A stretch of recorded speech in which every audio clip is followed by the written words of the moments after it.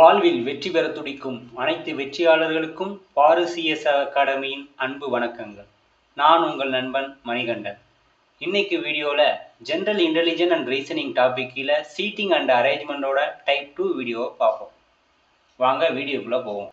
இன்னைக்கு நோட் 5ல் என்னதை பார்க்கணும்னா குவான்டிட்டி அதோட யூனிட், லென்த்துக்கு மீட்டர், மாஸுக்கு kilogram, energy joule, angle radians, work joule, area hectare, luminosity candela, time seconds, resistance ohm, power watt, current ampere, temperature degrees, magnetic field worsted, force newton, volume liter, potential volt, pressure pascal, conductivity ohm.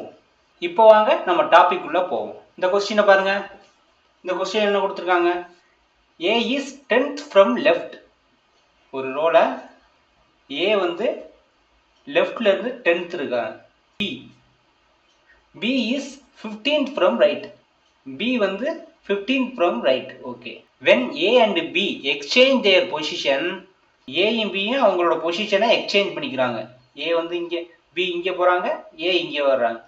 அப்போ A becomes 15th from left. அப்போ வந்து இங்க A வந்துட்டா லெஃப்ட்ல இருந்து A எத்தனாவது பொசிஷன்ல இருக்காங்கன்னா 15th வந்துறாங்க. Okay. What the new position of B? அப்ப B வந்து நியூ பொசிஷன், அதாவது ரைட்ல இருந்து நியூ பொசிஷன் என்னன்னு கேட்டிருக்காங்க. ஓகே. இப்போ பாருங்க, நமக்கு ரெண்டு சைடு டேட்டாவும் Aக்கு கொடுத்துட்டாங்க. ரெண்டு டேட்டாவுமே கொடுத்துருக்காங்க. இப்போ வந்து நம்ம என்ன கண்டுபிடிக்கணும்னா, இப்போ டோட்டல் நம்பர் ஆஃப் பர்சன் கண்டுபிடிச்சிக்கலாம். இந்த பொசிஷனுக்கு வந்து நமக்கு ரெண்டு டேட்டாவுமே கொடுத்துட்டாங்க. எப்படின்னா ஏ இங்கே மாறும்போது லெஃப்ட் சைட்லேருந்து 15th வந்துடுறாங்க. ஓகே. அதே மாதிரி பி வந்து இந்த பிளேஸில் இருக்கும்போது ரைட் சைட்ல இருந்து 15th இருக்காங்க. ஓகே. அப்போ +15. அப்போ நம்ம என்ன கண்டுபிடிக்கலாம், டோட்டல் நம்பர் ஆஃப் பர்சன் கண்டுபிடிச்சிருவோம். டோட்டல் நம்பர் ஆஃப் பர்சன் கண்டுபிடிக்கிறதுக்கு என்னது, ரெண்டே ஆட் பண்ணி ஒன்றா மைனஸ் பண்ணணும். ஓகே. அப்போ வந்து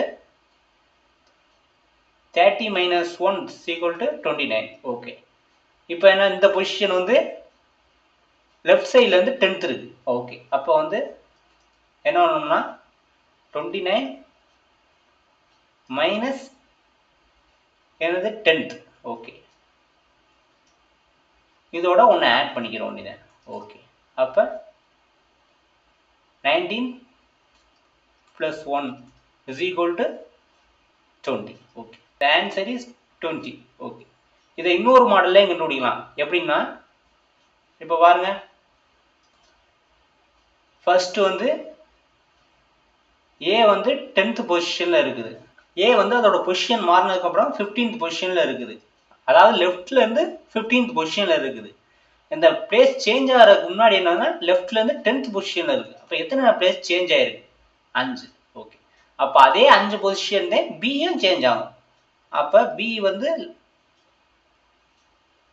15th இருக்குது.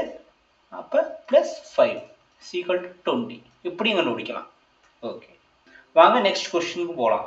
இது பாருங்க, இதில் ரோஹித்ங்கிறவர் லெஃப்ட்ல இருந்து 17வது பொசிஷன்ல இருக்கிறாரு. கரண்ங்கிறவர் ரைட்ல இருந்து 17வது பொசிஷன் இருக்காரு. அப்ப 17வது பொசிஷன்னா இங்க பாருங்க, மொத்தமே 29 பேர். ரெண்டே ஆட் பண்ணா 34 வருது. அப்போ வந்து அவர் வந்து கண்டிப்பா வந்து இந்த இடத்துல தான் இருப்பார்.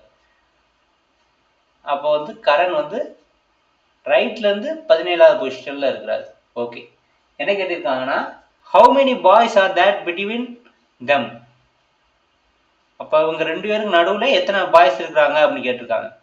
இது பாருங்க, ரெண்டு பிளேஸையும் ஆட் பண்ணுங்க. 17 + 17 ஆட் பண்ணி வர்ற ஆன்சரோட டோட்டல் நம்பர் ஆஃப் பர்சனை வந்து மைனஸ் பண்ணுங்க. அப்ப 34 - 29 = 5. இது வர்ற ஆன்சரோட 2 மைனஸ் பண்ணுங்க. the answer is 3. in a row 44 people இருக்காங்க. ரோல 44 people இருக்காங்க. Okay. Vinay is 12th from left. Vinay வந்து 12th from the left. Okay. Ramu is 17th from the right. Okay. Ramu வந்து 17th from the right. Seenu is exactly middle of Vinay என்றான். ரெண்டு பேருக்கு எக்ஸாக்டான middle வந்து யார் இருக்காரு? சீனு இருக்காரு. ஓகே, என்ன கேட்டிருக்காங்க? How many peoples between Vinay and Seenu. வினய்க்கும் சீனுக்கும் இடையில எத்தனை பேர் இருக்காங்க அப்படின்னு கண்டுபிடிக்கணும். அப்ப என்ன பண்றீங்கன்னா, first total number of person இருக்காங்கல்ல, அதை போட்டுக்கோங்க. இப்ப இதுல என்னன்னா, ஃபர்ஸ்ட் வினய்க்கும் ராமுக்கும் இடையில எத்தனை பேர் இருக்காங்கன்னு ஃபர்ஸ்ட் கண்டுபிடிச்சுக்குவோம். மொத்தம் 44 பேர் இருக்காங்க ரோல. ராமு வந்து 17வது பிளேஸ்ல இருக்காரு, வினய் வந்து 12வது பிளேஸ்ல இருக்காரு. ஓகே,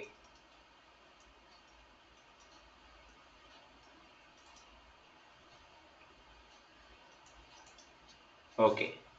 அப்ப இவங்க ரெண்டு பேருக்கு நடுவில் 15 பேர் இருக்காங்க. இப்ப என்ன கேட்டிருக்காங்க? சீனு வந்து எக்ஸாக்டா மிடில் இருக்காரு. அப்ப என்ன பண்ணுங்கன்னா, டிவைடட் பை 2 போட்டுருங்க.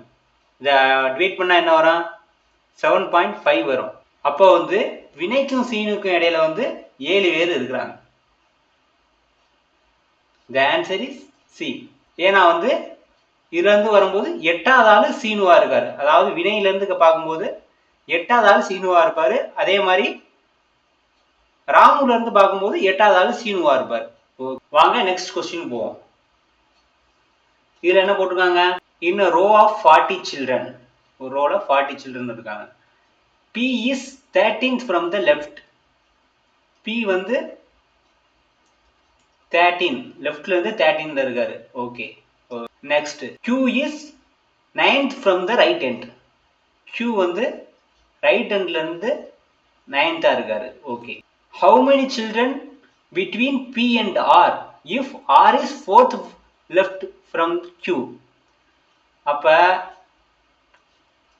இந்த Qல இருந்து R வந்து 4th லெஃப்ட்ல இருக்காரு. அப்போ வந்து +4. அப்ப 13th பிளேஸ்ல இருக்கிறாரு. அதாவது லெஃப்ட் ஹேண்ட்ல இருந்து 13th பிளேஸ்ல R இருக்கிறாரு. அப்போ வந்து Pக்கும் Rக்கும் இடையில எத்தனை பேர் இருக்காங்கன்னு கண்டுபிடிக்கணும். அப்போ என்ன கண்டுபிடிக்கிறீங்க? எப்படின்னா, total number of person 40 minus Pக்கு எவ்வளவு? 13. அதே மாதிரி R எத்தனாவது பொசிஷன் இருக்கு? இவரும் 13வது பொசிஷன். ஓகே, இப்போ ஆட் பண்ணா 26. ஓகே, இப்போ ரெண்டையும் சப்ட்ராக்ட் பண்ணுங்க. 14. ஓகே, இப்போ ரெண்டு பேருக்கு நடுவில் 14 பேர் இருக்காங்க.